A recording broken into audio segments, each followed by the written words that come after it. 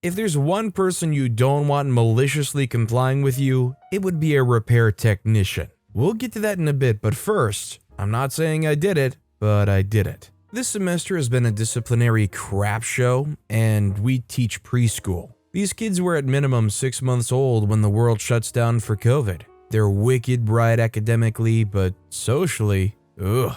They make my squirrel for brains look like angels. My bio kids. I'm pretty fresh as a teacher, but my lead's been doing this for well over a decade. Even she is over some of our kids. We have a school policy to ask parents to send healthy lunches, and we've had kids come in with baggies of full-size marshmallows. Kids whose parents admit the child has behavioral issues after consuming candy or is to be sensitive to sugar, coming to school with said behavioral triggers in their lunch, etc. We have parents who will admit upon negative behavior report that their kids ate straight up candy before coming to school. This makes up at least half of our class, less than 12, and all of them have perfect attendance. Sure, it might not be the sugar, but the sugary items have a direct correlation for many of our students. So save the sugar lecture, I'm using sugar to describe the types of food for our story time here. We had our class party. It was tame. Pizza, juice, chips, and a cookie for them to decorate and eat. I advocated for a few more treats for my kids. I was shot down mostly to keep costs down. My thinking was, why not? Let the parents see how they act when you send them in with cookies and marshmallows. So we have 100% parent participation today. All parents were with their kids as we handed out the cookies, and then my lead, knowing my desire to get the parents in our shoes, hands me the icing to give a spoonful to each child. I knew then I had to do it. Each child got a spoonful, partially because I ran out of spoons and had to use knives, and it was hard to judge how much I was getting out. Besides, nobody wants a bare cookie that can't hold its sprinkles. One parent goes, "Wow, that's a lot of frosting," as I give a good glob to their child. This just so happens to be the parent who sends in undesirable behavior-inducing foods. I came back sympathetic. I feel you. My kids, my bio kids, are eating the same thing with their classes too. At least you can get out and let them run it out. Mine have to come back to the classroom with me until the teachers leave, which is gonna be a crazy couple of hours. My kids' class doesn't have the behavior issues that we do. First of all, even my kid, who is in the other class of the same age group. And as a parent, it grinds my gears what these parents are sending, knowing the issue it causes regardless of rule breaking. Regardless of being a teacher or not, it's academically and socially hurting the other students, despite our best efforts to mitigate the issues. Also, my kids' teachers pre-portioned their frosting into 2-ounce cups, half filled,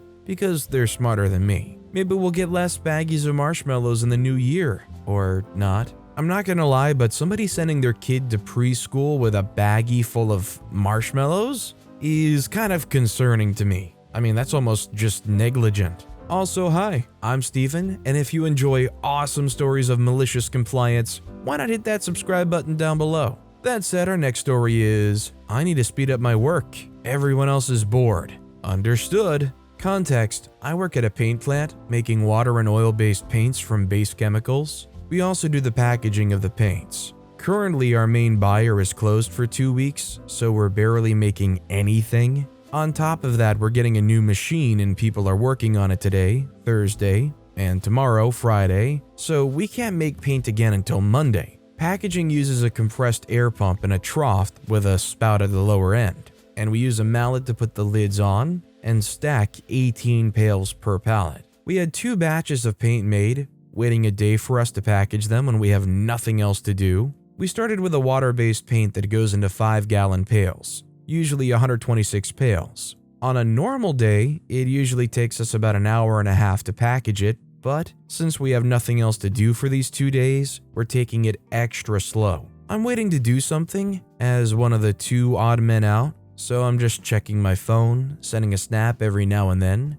4 other guys are using theirs as well. After a couple of pallets are filled, I start filling up pails. I barely open the spout, letting a slow drizzle come out, same as the others. It's going a bit slower than theirs though. The supervisor sees and tells me to go faster because everyone is bored and waiting for the pails. I have my phone out sending a snap, so he says to me, You want to play on your phone? I'll do your job for you then. Go faster and get off your phone. Everyone's bored. I'll do it for you. You want to play on your phone? I look at the other 4 guys on their phones and respond with, "You're going to complain at me about being on my phone? Only me?" And he just keeps saying the same stuff he said before. So I get frustrated and say, "All right, I'll go faster." I put my phone in my pocket and open the spout all the way to fill up the pails in just a few seconds instead of a couple minutes. I end up filling 2 full pallets in under 10 minutes, probably half the time it would take on a normal day.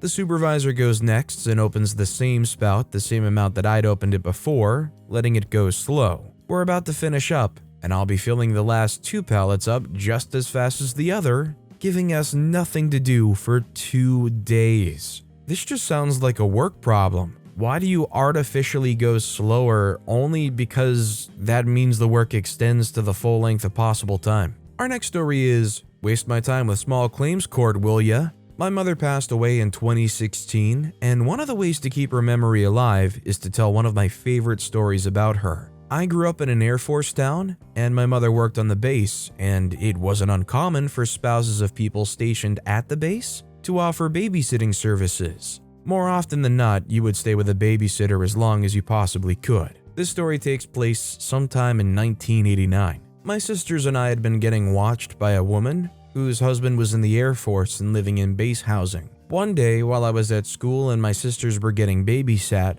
my mother received an urgent call at work. There had been a fire. She was told that everyone's okay, but there's been a fire. As it turns out, the woman kept cigarette lighters in darn near every room in her house. A 3-year-old kid she also babysat got a hold of one of the lighters and set one of the bedrooms on fire. Needless to say, my mother tells this babysitter that she'll no longer be requiring her services. Mom finds another sitter and she thinks that's the end of it. Then a phone call starts coming from this babysitter, telling my mother she still owes her $20 for the previous week, which wasn't the case. Since my mother had paid her at the start of the week, the arrangement was to get payment for the week that was to come. My mom told her to pound sand, considering that her carelessness could have resulted in my 2 sisters becoming seriously hurt. A short time later, my mother receives a notice that she's to appear in county small claims court over this $20. My mother once again tells this babysitter to go to heck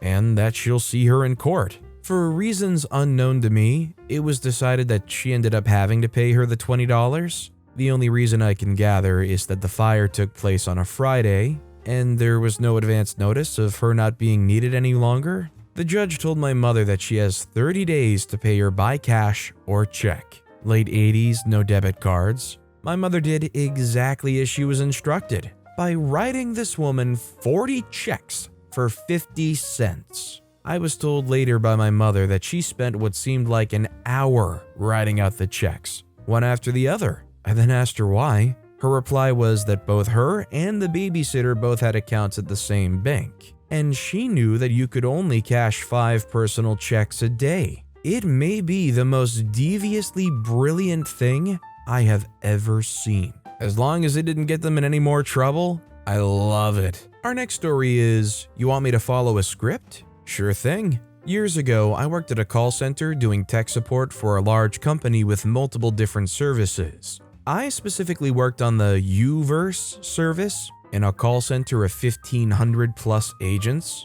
I had the fastest call time, highest customer satisfaction rating, and lowest callback numbers. Customers calling back within 48 hours for any reason, even unrelated issues or questions. So I ended up being the target of a lot of audited calls to see how I was doing it. Now, we didn't have any rules about goofing off, like using accents, etc. So I would see a local number calling in and drop my strongest southern drawl accent, or a New York number and give them an old Brooklyn pissy attitude. Customers think they got someone local and started chatting about local events and sports, etc. But I also never followed the script. Literally never, and this was unacceptable to management. I got a performance review with some audited call feedback. I needed to follow the script. Doesn't matter that I had the best metrics in the building, but I needed to follow the script exactly. Sure thing, boss. Every call for the next week was in an Indian accent, and half of my calls hung up before providing any information.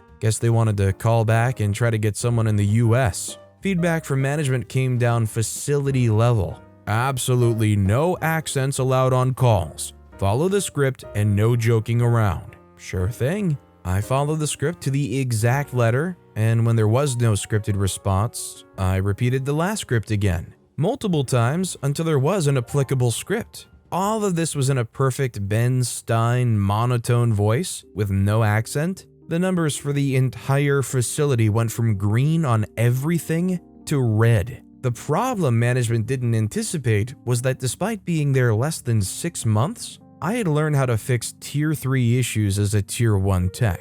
And I would fix all of these issues for the other techs. Now, the script requires I escalate to Tier 2 and they would have to escalate further. Call time average went from 9 minutes to 25 plus. Customer satisfaction tanked. Repeat calls skyrocketed because the script had us tell them to try something we knew wouldn't work and call back tomorrow. Management lost all of their bonuses and they began asking me to train everyone and make some new scripts and get metrics back on track. I said, I'm sorry, that's not in the script. I'm only following directions. Done once again as Ben Stein. I walked out a week later for a job closer to home that paid more and didn't require dealing with customers. That call center closed 3 months later. Companies with management like this are doomed for failure. You got a rock star working for you that is blazing a path forward, and you try to shut it down and force it into a gray monotone box.